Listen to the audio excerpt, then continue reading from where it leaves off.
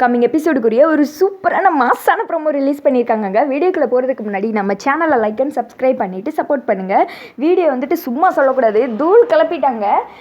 First சீனில் வந்துட்டு சனியை மேலே உள்ள கோவத்தில் சண்முகம் அருவாள் எடுத்துகிட்டு வெட்ட வர நம்ம சண்முகத்தோட தோஸ்து வர அண்ணே வேணாண்ணே விட்டுருனே அப்படின்னு சொல்லிட்டு பின்னாடியே துரத்திட்டு வராங்க. அத்தாடியாத்தா இவங்க கையில் சிக்கணும்னா அவ்வளோதான், நம்மளை சின்ன பின்னமாக்கிடுவாங்களே அப்படின்னு சொல்லிட்டு தாய்வான் தண்ணி பம்புமா நெளிஞ்சு சனியனும் அந்த பக்கம் இந்த பக்கம் ஓடி எப்படியோ வந்துட்டு தப்பிச்சிடுறாரு. அதுக்கடுத்து சண்முகம் வந்துட்டு என்னலே கண்ணை மறைஞ்சு ஓடிட்டானா அப்படின்னு கேட்க ஆமனே அப்படின்ற மாதிரி சொல்லதும் இதாலே நமக்கு வேணும், அடுத்து அவன் எங்கே போவான் என்ன செய்வான்னு எனக்கு நல்லாவே தெரியும், அதுக்கடுத்து நம்மளோட பிளானை எல்லாருக்கிட்டே போய் சொல்லி ரோடு அப்படின்ற மாதிரி சொல்லிட்டு இவங்க வந்துட்டு சவுந்தரபாடியை மாட்ட வைக்கிறதுக்கு பயங்கரமான ஒரு மாசான திட்டத்தை போட்டுக்கிட்டு இருக்காங்க.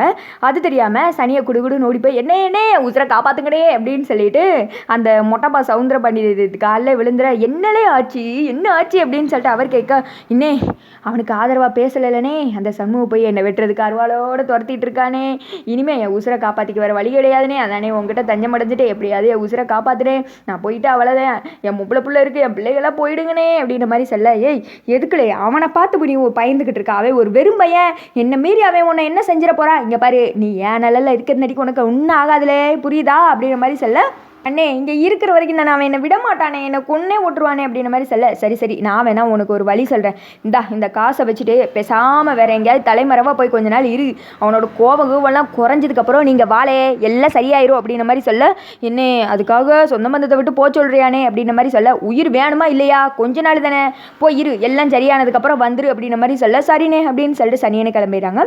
அடுத்து சனியை வந்துட்டு போகிறோம் தண்ணி அடிச்சுட்டு போகலாம் அப்படின்னு சொல்லிட்டு பாரில் வந்து உட்காந்துட்டு இருக்க அந்த நியூஸ் தான் வந்துட்டு சண்முகத்தை தெரிஞ்சது. ஏன்னா சண்முகம் தானே இந்த திட்டத்துக்கே வந்துட்டு குரு, அவர் வந்துட்டு வெயிட் பண்ணி பார்த்துட்டு இருக்காரு. வந்ததுமே குட்டிப்புலி மூலயமா வந்துட்டு உட்காந்து பேச வைக்கிறாங்க.